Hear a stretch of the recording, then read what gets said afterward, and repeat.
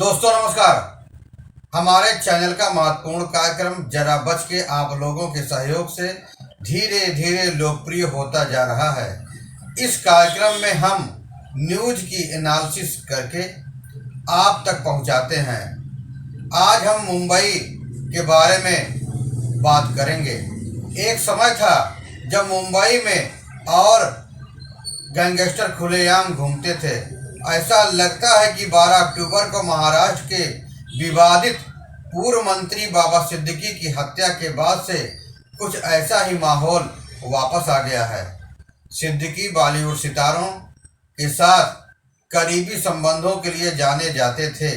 जिन लोगों ने 66 वर्षीय सिद्दीकी को गोली मारी वे अपने चेहरे को रुमाल से ढके हुए थे। पुलिस ने इसे कॉन्ट्रैक्ट हत्यारों का काम बताया है।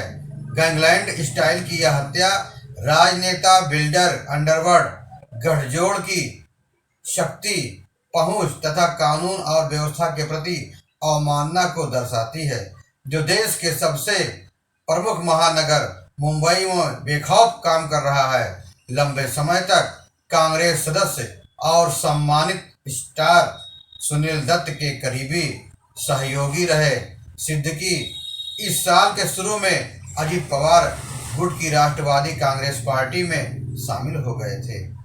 वे अभी भाजपा के साथ महाराष्ट्र में सत्ता में हैं। उससे पहले उनके खिलाफ प्रवर्तन निदेशालय की जांच चल रही थी।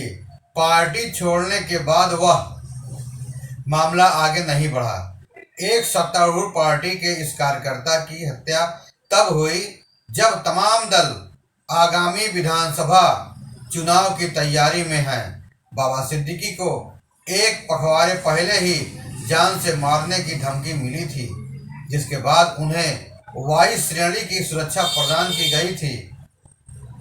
आधिकारिक कहानी यह है कि यह हत्या लॉरेंस बिश्नोई के गिरोह का काम है। सिद्दीकी की अभिनेता सलमान खान से निकटता को इसकी वजह बताया गया है, जिन्होंने कथित तौर पर 1998 में एक काले हिरण का शिकार किया था, जिसे बिश्नोई समुदाय पवित्र मानता है।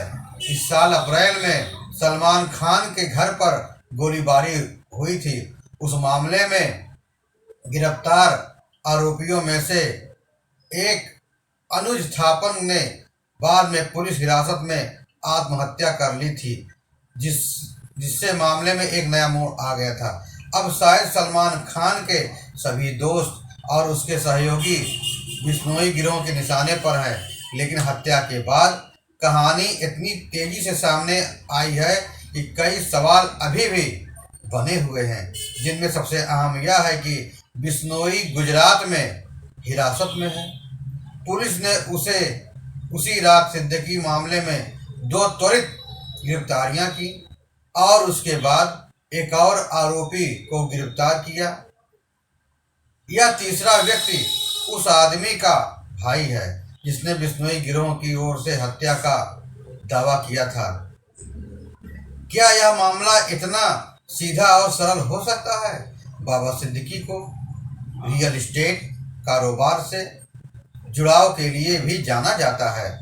बिल्डरों ने मुंबई के परिदृश्य को बदल दिया है और कई मायनों में शहर को आंखों को चुभने वाली कंक्रीट की ऊंची इमारतों में बदल दिया है, जिनकी चमक नकली है।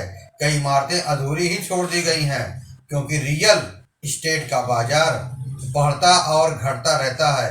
रियल एस्टेट के निवेशकों को अब इसमें अपेक्षित रिटर्न नहीं मिलता दिख रहा है। फिर भी जमीन का आकर्षण और उससे मिलने वाले रिटर्न की संभावना देश के सबसे धनी शहर में पहले की तरह ही बनी हुई है। कुछ मामलों में राजनेता भूमि के सौदों और बिल्डरों से निकटता से जुड़े होते हैं, जैसे कि बाबा सिद्दीकी की कथित तौर पर थी। कुछ राजनेता स्वयं बिल्डर होते हैं, जैसे मुंबई के भाजपा के मंत्री मंगल प्रभात लोढ़ा हैं। लोढ़ा और उनका रियल एस्टेट व्यवसाय समूह अपने प्रभाव और मुंबई को नया आकार देने के साथ साथ कीमतें बढ़ाने के लिए भी जाना जाता है, जिससे यह शहर अमीरों के लिए उपयुक्त और औसत या गरीब लोगों के लिए मुश्किल होता गया है। बाबा सिद्दीकी उस बांदा पश्चिम से विधायक थे जिसे कभी उपनगरों की रानी के रूप में जाना जाता था, लेकिन बिल्डरों के बढ़ते दबाव के कारण इसका आकर्षण फीका होता जा रहा है। पहले यह क्षेत्र का प्रतिनिधित्व साधारण लोग करते थे, जिसका एक उदाहरण 1970 के दशक में पूर्व शिक्षा मंत्री सदानंद वर्दे रहे। वर्दे एक समाजवादी थे और बांद्रा के नेशनल कॉलेज में अर्थशास्त्र के व्याख्याता थे। एक अन्य प्रतिनिधि और स्कूल शिक्षक सलीम जकारिया भी राज्य के शिक्षा मंत्री बने थे। बांद्रा के एक साधारण पृष्ठभूमि के एक और व्यक्ति रामदास नायक थे, जो मुंबई में भाजपा के नेता थे। अगस्त 1994 में 52 साल की उम्र में दाऊद इब्राहिम गिरोह के सदस्यों ने गोली मारकर उनकी हत्या कर दी थी। बांद्रा की मुख्य सड़क हिल रोड का नाम अब उनकी याद में रखा गया है। नायक भाजपा की मुंबई इकाई के अध्यक्ष थे और भ्रष्टाचार के खिलाफ अभियान चलाते थे। पूर्व मुख्यमंत्री AR अतुले के खिलाफ सीमेंट घोटाले के आरोपों को उजागर करने में उन्होंने प्रमुख भूमिका निभाई। नायक ने कुछ बिल्डरों के खिलाफ भी आवाज उठाई थी। अब तस्वीर बहुत अलग है। त्वरित समाधान की पेशकश की जा रही है। मामलों को आसानी से सुलझाया जा रहा है। यह लोगों या अधिकारियों को कभी भी यह बताने का मौका नहीं देगा कि वास्तव में क्या गलत हो रहा है या कौन सूत्रधार है या गिरोहबंद हत्या के पीछे असली मकसद क्या है, जिसकी मुंबई में फिर से वापसी हो गई है। आज एक नीति की बात हम आपको बताते हैं। नज़र का तो इलाज किया जा सकता है, लेकिन नज़रिए का इलाज नहीं हो सकता है। आपको यह जानकारी कैसी लगी? कृपया कमेंट बॉक्स में कमेंट देना ना भूलें। धन्यवाद।